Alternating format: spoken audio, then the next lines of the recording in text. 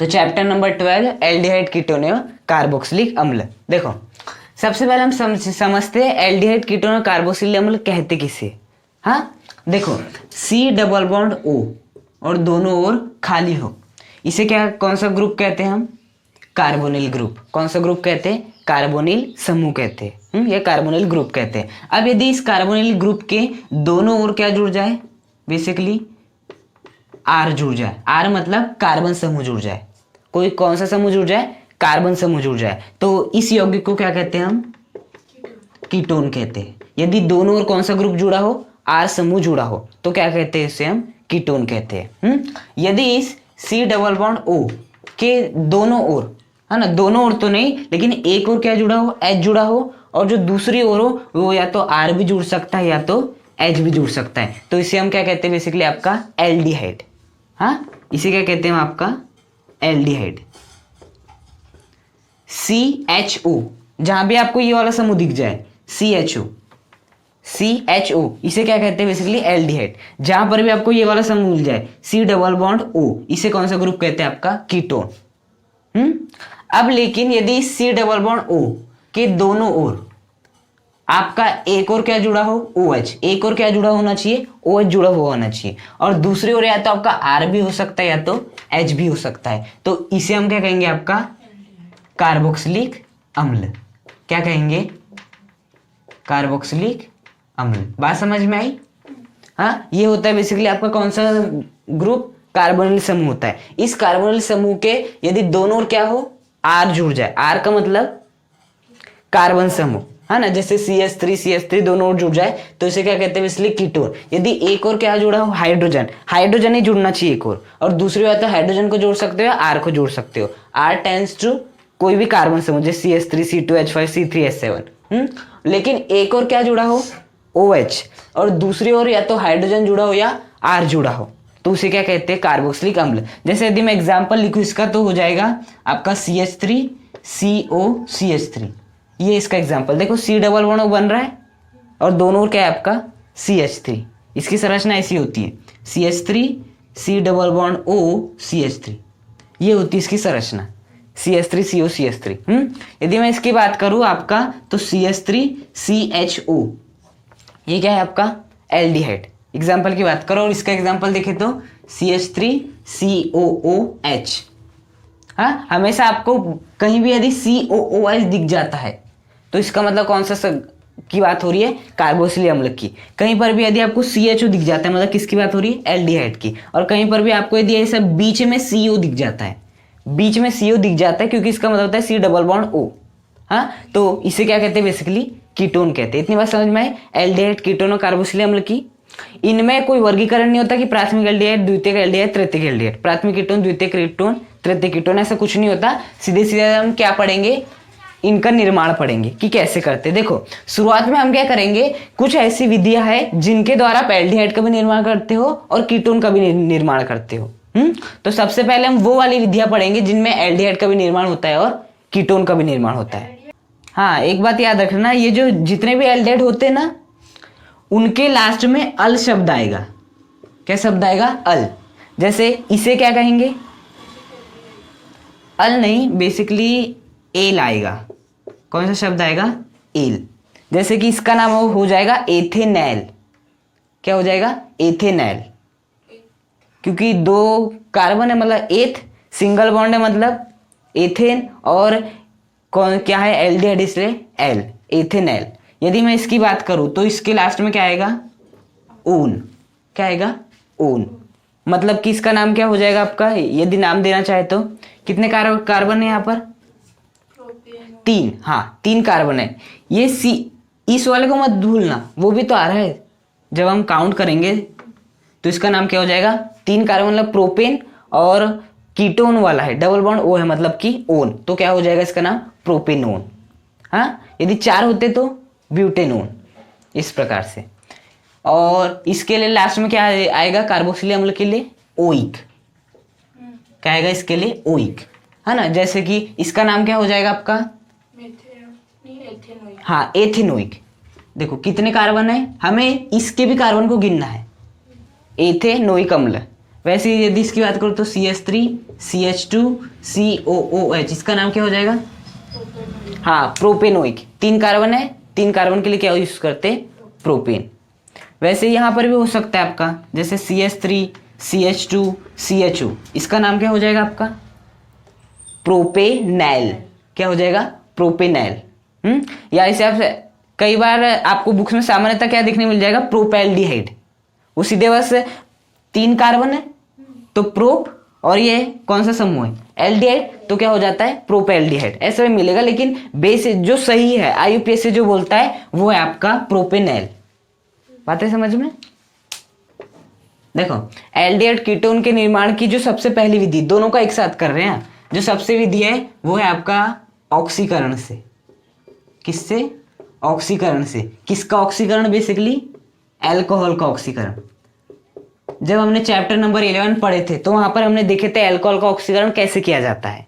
हाँ, प्राथमिक अल्कोहल का ऑक्सीकरण करते तो क्या मिलता है, द्वितीय का करते तो क्या मिलता है, वहां देखे थे। हाँ, तो देखो, यदि मैं आपका कौन सा अल्कोहल ले लूं? प्राथमिक अल्कोहल ले लूं। कौन सा अल्कोहल ले लूं? प्राथमिक। प्राथमिक क्या होता है? CH3 CH2 OH। OH जिस कार्बन से जुड़ा है वो आगे एक कार्बन से जुड़ा है, तो इसे क्या कहते हैं? प्राथमिक अल्कोहल।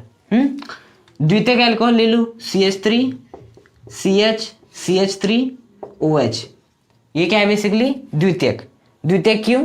OH जिस कार्बन से जुड़ा है वो आगे 2 कार्बन से जुड़ा है, तो द्वितीयक। अब यदि मैं क्या करा लूं? इसका ऑक्सीकरण करवा लूं। क्या करवा लूं? ऑक्सीकरण। ऑक्सीकरण करने का अर्थ क्या होता है? हाइड्रोजन को निकालना या ऑक्सीजन को जोड़ना। बेसिकली यहां पर हमें कैसे ऑक्सीकारक लेना पड़ेगा? दुर्बल ऑक्सीकारक लेना पड़ेगा। कैसे ऑक्सीकारक लेना पड़ेगा? दुर्बल। क्योंकि यदि आप प्रबल ले लोगे तो वो हाइड्रोजन तो निकालेगा, साथ ही साथ ऑक्सीजन को भी जोड़ देगा। हाँ, प्रबल का काम दोनों होता है, हाइड्रोजन को भी निकालता है, ऑक्सीजन को भी जोड़ता है। और यदि वैसा करेंगे तो यहाँ पर एल्डिहाइड कीटोन को तो छोड़ दो, कार्बोक्सिलिक अम्ल बना देगा यदि आपने प्रबल लिए। अभी हम क्या देख रहे हैं? एल्डिहाइड कीटोन का निर्माण। तो अभी केवल हमें हाइड्रोजन को निकालना है, क्योंकि हाइड्रोजन को निकालेंगे एल्डिहाइड बन जाएगा, हाइड्रोजन को निकालेंगे कीटोन बन जाएगा यहाँ पर। देखो निकालना कैसे? यहां से आपका क्या निकल जाएगा? एक हाइड्रोजन, और यहां से आपका एक हाइड्रोजन, 2 हाइड्रोजन है तो एक हाइड्रोजन निकल गई। तो देखो क्या हो जाएगा आपका? CH3 CH, इसका एक बॉन्ड क्या हो जाएगा? खाली। यह हो जाएगा आपका O, इसका भी एक बॉन्ड हो जाएगा खाली। ये बॉन्ड जो खाली आपस में क्या बना लेंगे? बंद बना लेंगे। किसका निर्माण होगा? CH3 CHO, या इसे मैं ऐसे लिख सकता हूं, डबल बॉन्ड O को ऊपर कर दिया, इसको इधर कर दिया। किसका निर्माण हो गया? एल्डिहाइड का निर्माण हो गया। तो जब आप प्राथमिक अल्कोहल का ऑक्सीकरण करते हो दुर्बल ऑक्सीकारक की उपस्थिति में, दुर्बल ऑक्सीकारक जैसे कि PCC, हाँ, की उपस्थिति में करते हो तो आपको क्या प्राप्त होता है? एल्डिहाइड प्राप्त होता है। अब यदि मैं द्वितीयक का करता हूं तो द्वितीयक के भी केस में क्या करना पड़ेगा मुझे? दुर्बल ऑक्सीकारक ही लेना पड़ेगा। दुर्बल ऑक्सीकारक जैसे कि PCC। हाँ, तो यहां पर क्या होता है आपका? यहां से आपका एक H निकल जाएगा, यहां से आपका एक H निकल जाएगा। तो बेसिकली CH3 C CH3 और ये आपका O, इसका एक बंद खाली, इसका आपका एक बंद खाली, दोनों क्या बना लेंगे? बेसिकली आपस में डबल बॉन्ड बना लेंगे। किसका निर्माण हो गया? कीटोन का निर्माण हो गया। आप इसे ऐसे लिख लो, डबल बॉन्ड को ऊपर कर दो, CH3 को इधर लिख दो, बन गया। किसका निर्माण हो गया? कीटोन का। तो जब आप क्या करते हो? प्राथमिक अल्कोहल का ऑक्सीकरण करते हो PCC जैसे दुर्बल ऑक्सीकारक की उपस्थिति में, तो एल्डिहाइड का निर्माण होता है। और किसका निर्माण होता है? बेसिकली द्वितीयक का करते हो तो कीटोन का निर्माण होता है। लेकिन यदि आप तृतीयक का करने जाओगे, यदि आप तृतीयक का करने जाते हो तो आपकी कोई भी अभिक्रिया नहीं होने वाली है। यदि आप दुर्बल ऑक्सीकारक लोगे, जैसे कि तृतीयक क्या हो जाएगा? OH जिस कार्बन से जुड़ा है वो आगे कितने कार्बन से जुड़ा है? 3 कार्बन से जुड़ा है। अब यदि यहां पर आपने क्या ले लिए? दुर्बल ऑक्सीकारक ले लिए, तो यहां पर कोई रिएक्शन नहीं होने वाली है। लेकिन प्रबल लोगे तो हो जाएगी। बेसिकली वहां पर जाना नहीं, क्योंकि ये लोग नहीं एल्डिहाइड देंगे नहीं कार्बोक्सिलिक अम्ल देंगे। तो यदि हमें एल्डिहाइड कार्बोक्सिलिक अम्ल प्राप्त करना है तो हमें क्या करना है? केवल अल्कोहल का ऑक्सीकरण करना है।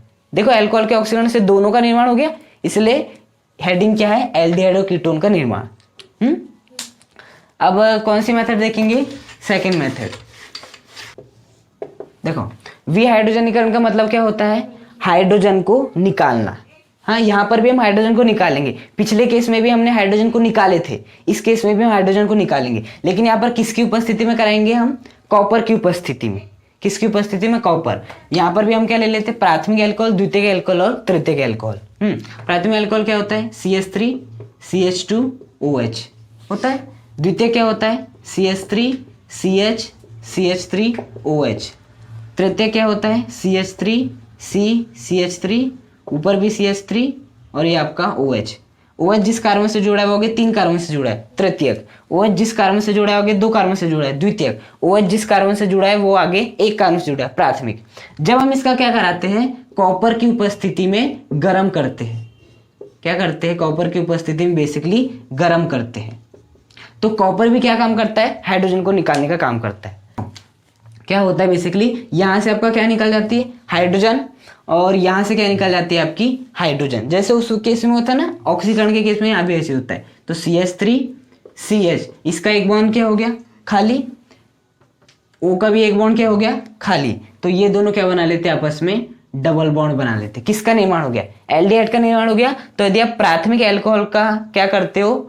विहाइड्रोजनीकरण करते कॉपर की उपस्थिति में, तो भी आपको क्या प्राप्त होता है? एल्डिहाइड। अब हम द्वितीयक का करेंगे तो यही होगा, यहाँ से आपका H निकल जाएगा, यहाँ से आपका ये वाला H निकल जाएगा, क्या बन के बाहर निकल जाएगा? H2, और क्या बन जाएगा? CH3 C CH3 oxygen. इसका एक बंद हो गया खाली, हाइड्रोजन निकल गया, तो इसका भी एक बंद हो गया खाली क्योंकि हाइड्रोजन निकल गया। तो आपस में क्या बना लेंगे? ये डबल बॉन्ड बना लेंगे। किसका निर्माण हो गया? आपका कीटोन का निर्माण हो गया। हाँ, जब हमने द्वितीयक का किए विहाइड्रोजनीकरण तो किसका निर्माण हो गया? कीटोन का। प्राथमिक का करें तो एल्डिहाइड का। यहां पर क्या होता है बेसिकली? यहां पर आपका देखो, यहां से तो आपका H निकल जाएगा, दूसरा H कहां से निकलेगा? इसलिए यहां पर क्या होता है? यहां पर आपका विहाइड्रोजनीकरण की अभिक्रिया नहीं होती, यहां पर आपका जल बाहर निकलता है। कौन बाहर निकलता है? जल। कैसे होता है? यहां से आपका जो OH रहता है वो यहाँ के इस एक हाइड्रोजन के साथ क्या हो जाता है? बाहर निकल जाता है। तो OH और H मिलके क्या बना लेंगे? H2 बना लिए। अब देखो क्या बन जाएगी? CH3 C CH3, कार्बन का ये वाला बॉन्ड क्या हो गया? खाली। बेसिकली ये CH3 था तो एक हाइड्रोजन निकल गया, तो क्या बचेगा? CH2 बचेगा। इसका भी एक बॉन्ड खाली, इसका भी एक बॉन्ड खाली, इसका भी एक बॉन्ड खाली, बीच में क्या बना लेंगे? Double bond. किसका निर्माण हो गया? आपके एल्किन का निर्माण हो गया। हाँ, तो बेसिकली हम एल्डिहाइड कीटोन का निर्माण देख रहे हैं, तो हमें प्राथमिक और द्वितीयक से मतलब है। बस हमें प्राथमिक का कराना है विहाइड्रोजनीकरण, कॉपर की उपस्थिति में एल्डिहाइड मिलेगा, और हमें द्वितीयक का कराना है कॉपर की उपस्थिति में, तो क्या मिलेगा? हमें कीटोन मिल जाएगा। तृतीयक का कराओगे तो क्या मिलेगी? आपको एल्किन मिलेगी। तो क्या हो गई? आपकी सेकंड मेथड हो गई।